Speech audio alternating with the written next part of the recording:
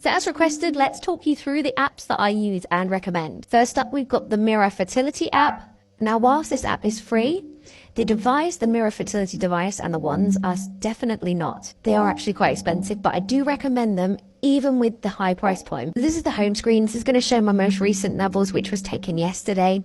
We also have a calendar view, which will tell you when to test or when you have tested. So here you can see where I tested this month, and then the dots on next month is showing me when to test and what test to take. 21's in my first month. This is because I really wanted to get a complete picture of what was going on.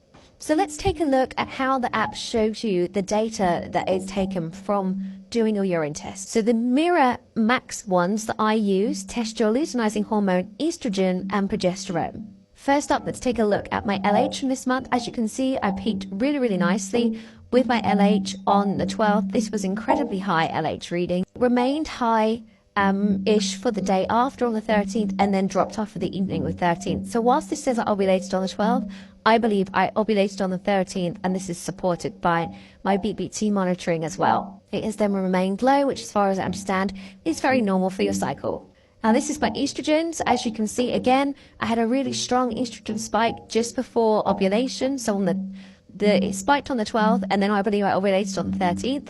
So far things were working pretty well for me this month, and I was really pleased to see that my hormones were up to this point working exactly as they should, as far as I understand it. Obviously, I am not a medical professional, but please always speak to a medical professional about any results you may see. Now, it's in my progesterone where things started to go a little awry. So after ovulation, which I suspect was the 13th, things start to track up nicely.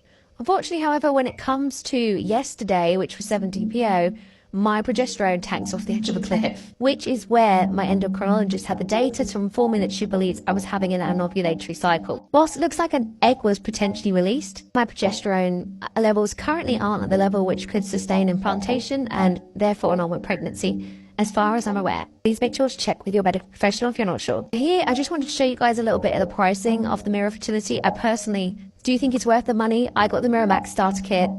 It's £264. As I said, I use the Mirror Max ones, which provide the 3 hormones to check. Do you have something like PCOS? You just want to know what's going on with your hormones? 100% recommend getting Mirror.